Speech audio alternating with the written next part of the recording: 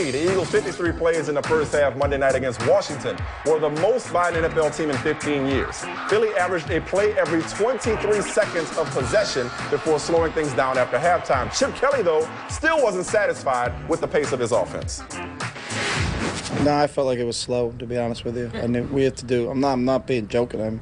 We had to do a better job. We left the ball on the ground too much. We didn't get the ball to the officials. We could have sped things up from a process in between plays, and that's something we need to continue to work on. I like where his head's at, man. Jamel, you weren't here to weigh in on this yesterday. Is Chip Kelly's offense sustainable at the NFL level? Wow, I hate to see what his idea of fast would be because it looked pretty fast to me.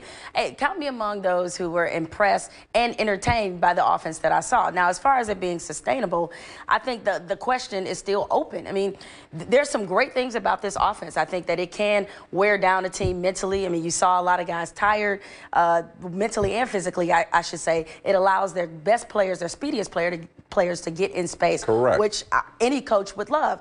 The downside of this is that when it comes to the time of possession game, it can work against you. You keep just as many teams in as you do out. Remember, that's why you pump the brakes late in the game. Like yeah, but then you become just like the team you're playing. If your advantage is speed, right? If your advantage is run, you allow the team to get back in the game, which is exactly what the Redskins did. Kind of reminds me of the Phoenix Suns. Remember years ago under Mike D'Antoni, they had the fast break.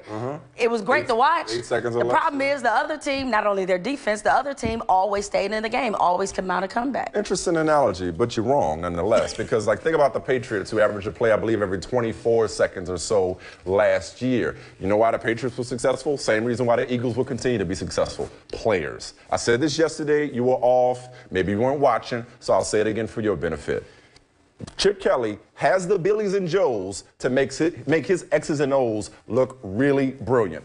I think LaShawn McCoy has staying power. I think Michael Vick has staying power. I think Deshaun Jackson has staying power. Brett Selleck, pretty good offensive line that they've retooled. It's always, always, always about the players. Stop talking about this system like it's a bunch of smoke and mirrors. Yeah, it may be a little illusions when it comes to some of the funky formations, but there is nothing fake, nothing manufactured, nothing fleeting, nothing fluky about LaShawn McCoy being the closest thing we have in the NFL today to Barry Sanders. He made a lot of open field plays. Deshaun McCoy makes open field plays. If Mike Vick takes care of the ball, but that offense is on the field without giving it away, absolutely it's got staying power. I can't wait to see when they speed it up even more.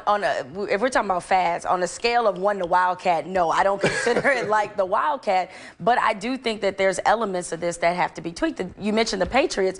The Patriots will run it in game as a change of pace. Okay. They don't rely on it. He wants this to be their identity. Gotcha. And I don't know if that will be sustainable long term. Maybe not. And maybe not for his own players' benefit. But if you have great players who can make you look good, it doesn't matter whether you're running fast or slow. The play clock is still the same. Bottom line is you got to have the players to pull it off, and he has them. That's why he left Oregon. Don't forget that. Yeah, I'm ready. Ready to see, are you wrong?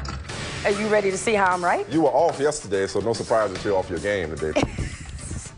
Is Chip Kelly's offense sustainable in the NFL? Yeah. Oh, my.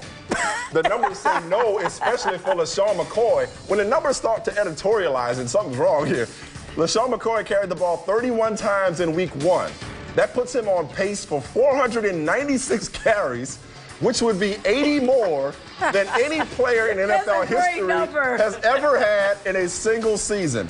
The current record happens to be 416 by Larry Johnson in 2006. I bet the control room is cracking up when I'm going so hard in the paint and the number is going to, like, put egg on my face. And they just let you go right off the ledge, They let me just go. It's hilarious. Straight ahead on Numbers Never Lie, Russell Wilson says he and Colin Kaepernick were joking when they said the loser of Sunday's game should have to shave off an eyebrow.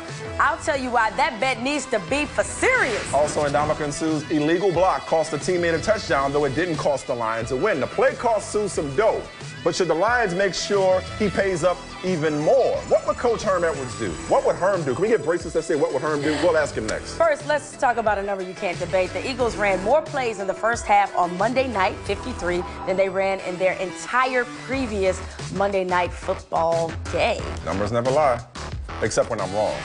Then they lied. Didn't you got the memo? Get this number. Michael Vick ran it 9 times too. You know how many times that is? How long he gonna last? One game. Get it right. What's the name? 9 times 16.